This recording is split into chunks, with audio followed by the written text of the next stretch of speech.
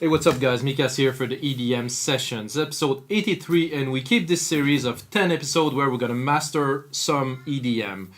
By mastering EDM, I mean progressive house, deep house. Today we're mastering trance. It's a progressive trance track, 130 BPM, a bit of an above and beyond the feel, but a little bit more big room, I think, in some part.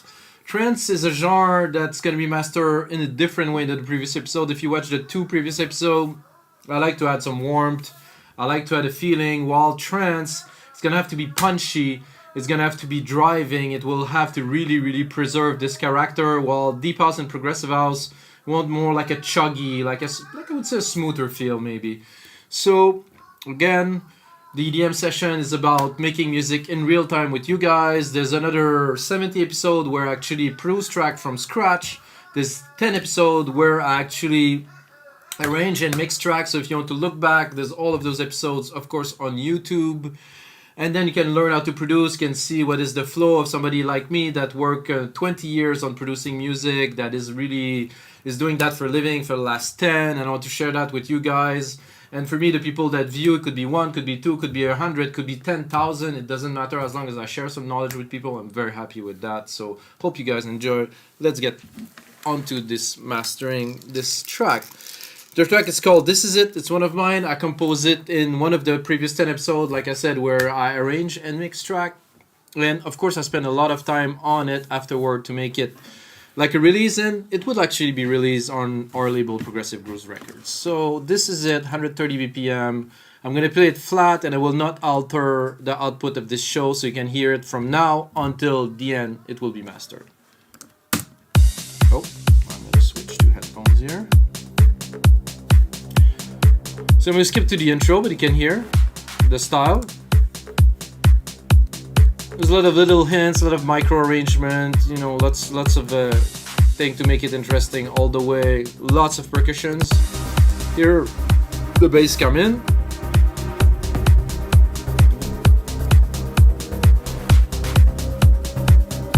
Lots of riser in this track. Pad, synth, automation, builds.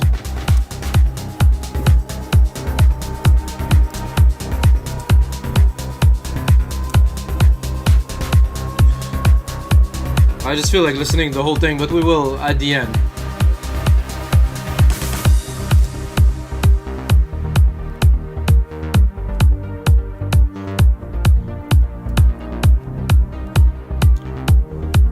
Yeah, it's very prog trancey. Let's continue here. Build.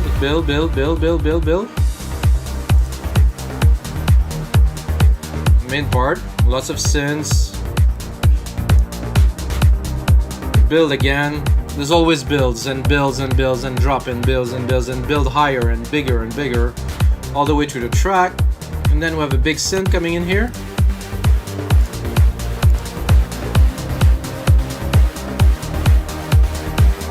Then we're dropping to 0, of course.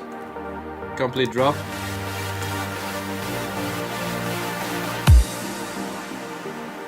Lots of push and pull action in that track. And then big build up. Onto complete drop. Down, up and push. And then bang.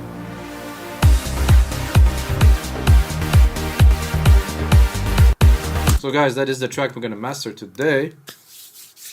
130 BPM. I always run 96K. All the masters are in 32 bits to have maximum resolution. Of course, I leave a lot of headroom to be able to mix. That means no limiter on the output of the main mix ever. Please guys, don't do that. I'm gonna say that on every episode. I'm gonna say that for probably the rest of my life. But some people will understand, and the quality will be better for everyone, which is extraordinary. So I always start by summing. So summing means taking this little EQ here and make sure that it doesn't clip. So I run pretty much the whole track now. I'm gonna do auto gain here. So I can gain 1.8 dB of range through the track, hopefully.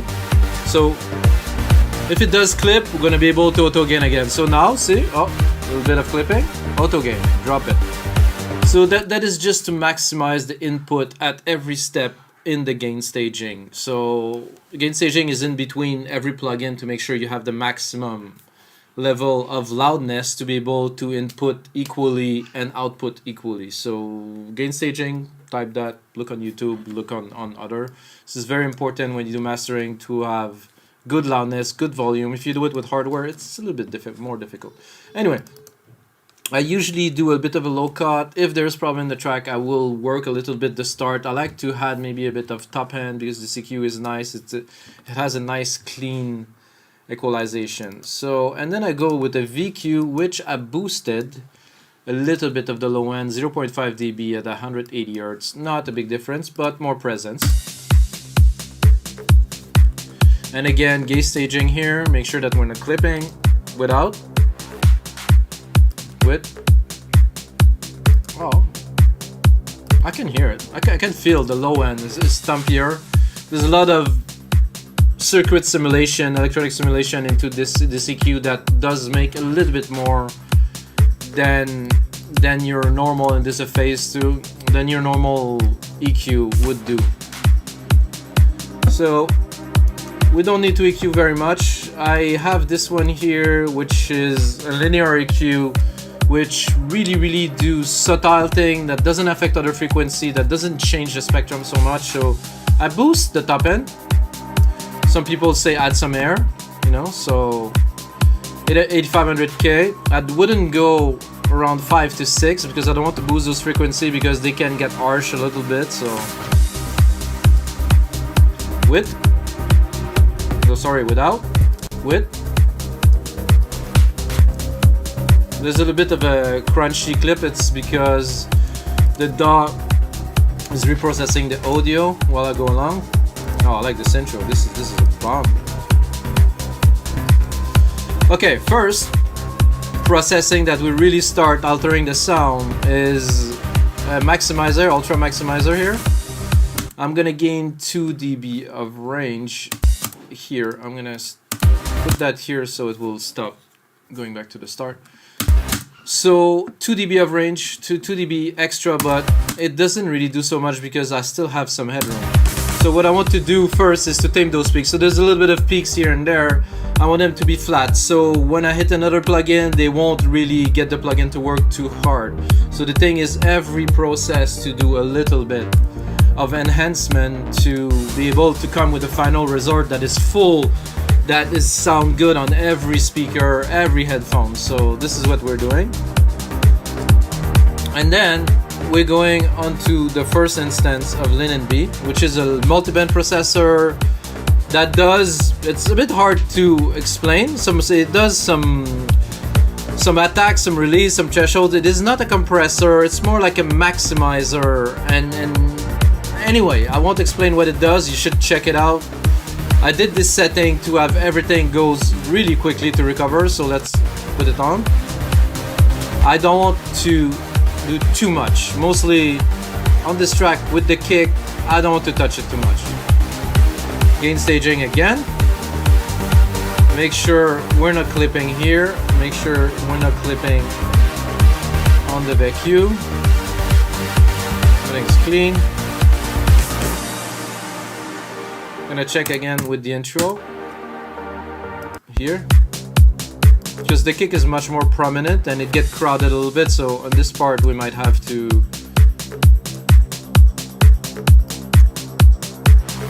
I like it when we go into the, it becomes so much more defined and clean.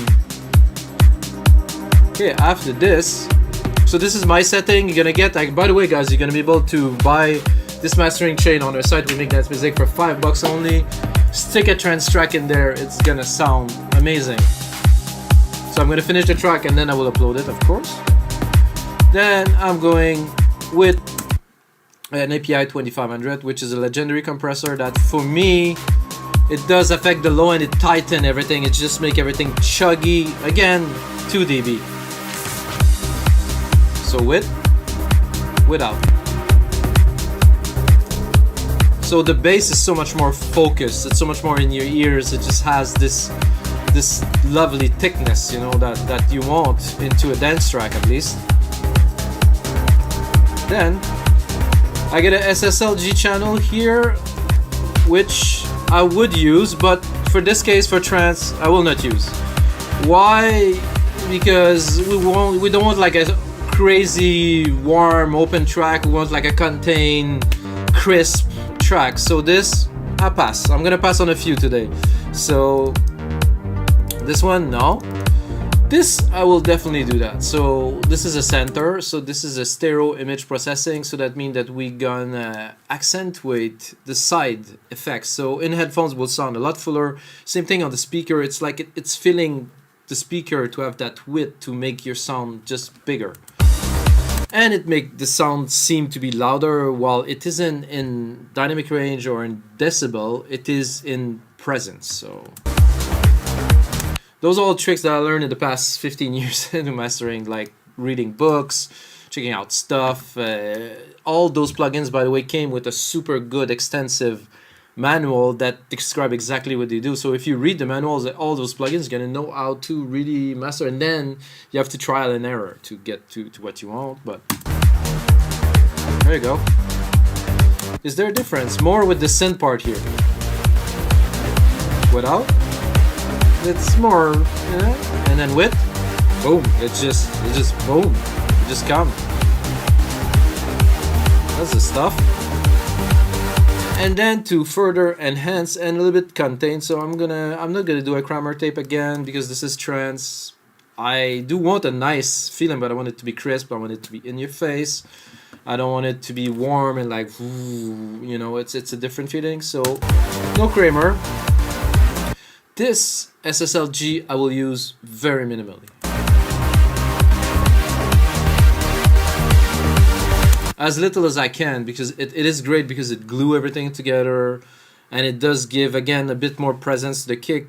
But if I put it too much, it will just remove some of the I would call it pumpiness, guys. Like just the pump, like the attack. So a good way to test that is we go into the intro. With, without.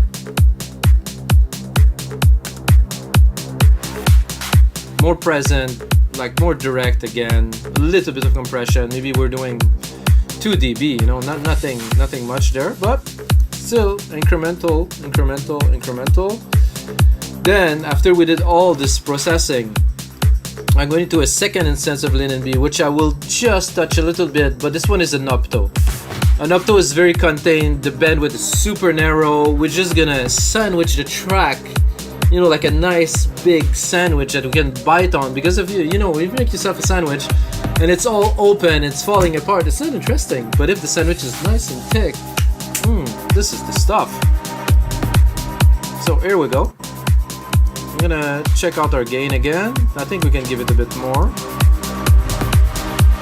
And you can tell, it's not doing a whole lot to the track, but, okay, listen, with, without. To me, it just brought it up into the ears. It's just like, I don't think we clipped here. I think it was more a matter of, okay. Oh yeah, we're definitely getting there, guys.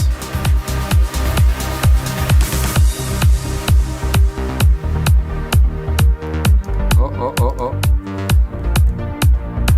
I'm gonna take a listen, because what is coming after is the big mama, the L316 multi-band limiter, which is used heavily. And for trance, I'm not gonna go heavy on it, but I will use it like it should be used. Let's have a listen. Just a little breakdown here, a little plucky melody, big riser coming through.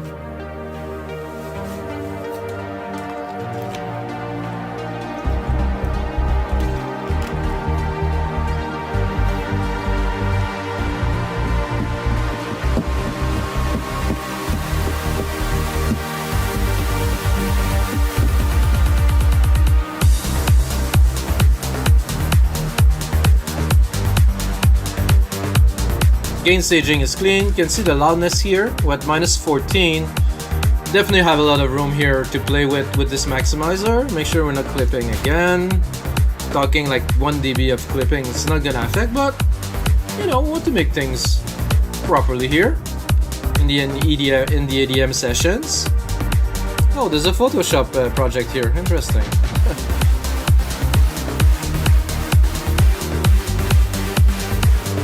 Oh yeah, I like that. Yeah.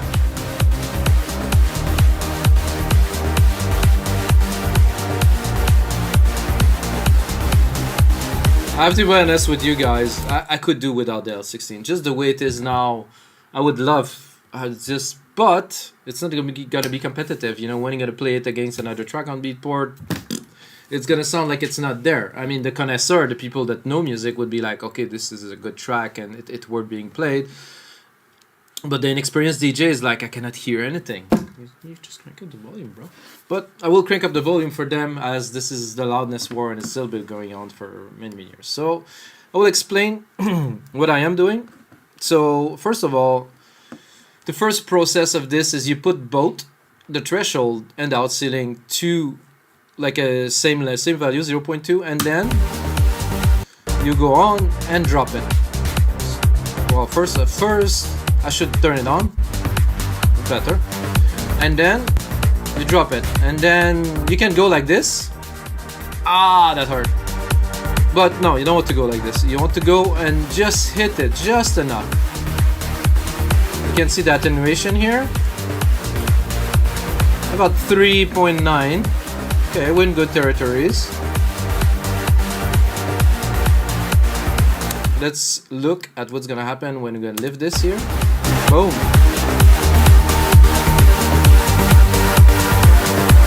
I'll have to lower this, guys. My ears are bleeding. I think I'm a bit over the top here at -7. Way too loud.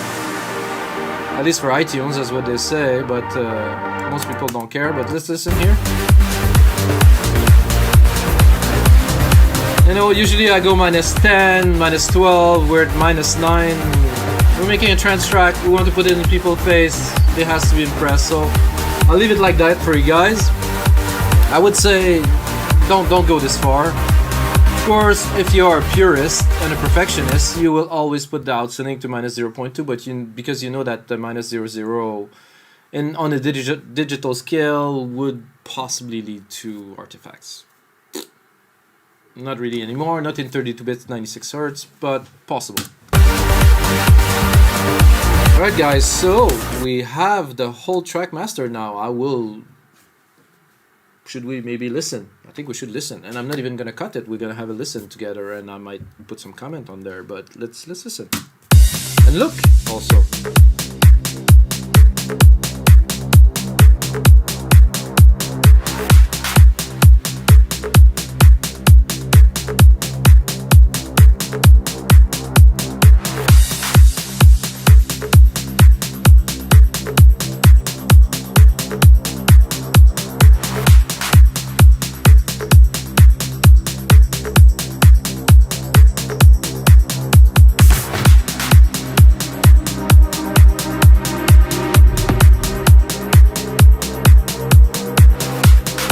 Is very nice. It's more like above and beyond. It's not so just banging. It's more prog trance, let's be honest. Some nice big toms like chunking in there. Wow. Of course, some risers, which I made myself. Oh yeah.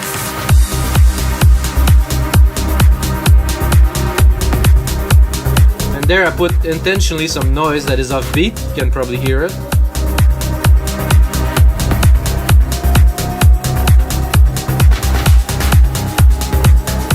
And keep on layering some percussions in there, like chill.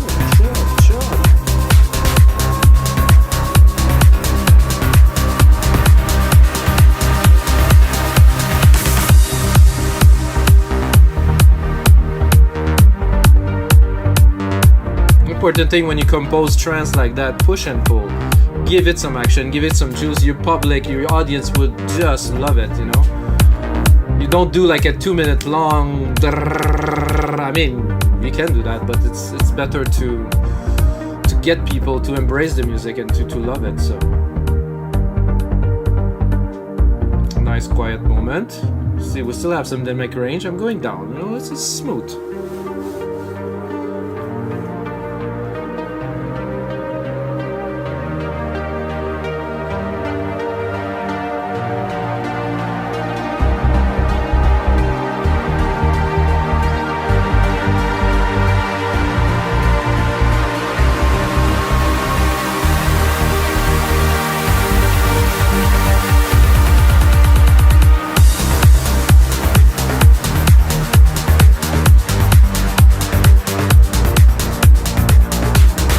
Nothing to say, guys. It's good. I like it. Of course, it's my music. Of course, I like it, but it's.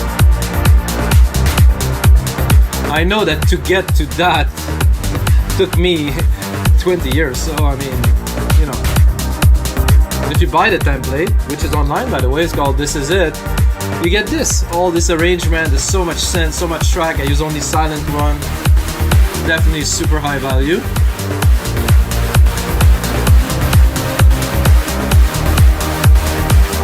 Like it gets in the low end here, basses they're thumping, the kick is just smashing, no clipping anywhere. Now we're going high, like, yeah.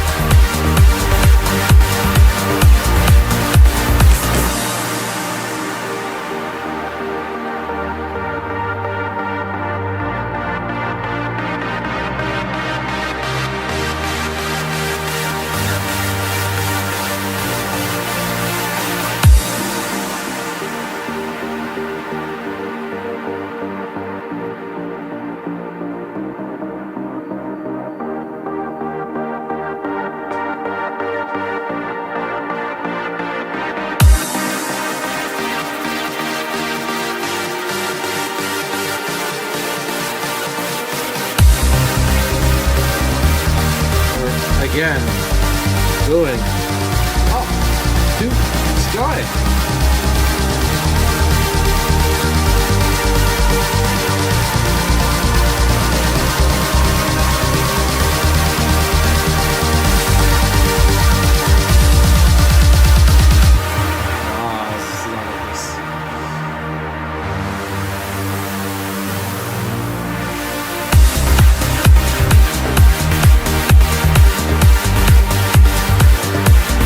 Very above and beyond the guys, but you know, those are some of the guys I like the most. Oh, we have some clipping. Not much though. It was very little, but it's gone. I think there was some peaks here. Here, this I'm okay with. Alright guys, so this is everything for episode 83 of the EDM Sessions. I hope you guys enjoyed, and if you're still watching, just earn yourself half price on our site wemakedancemusic.com. Just put my name in, Mikas, M-I-K-A-S, and then you get half price off your first order. I think it is a pretty good deal. And of course, as always guys, may the sounds be with you.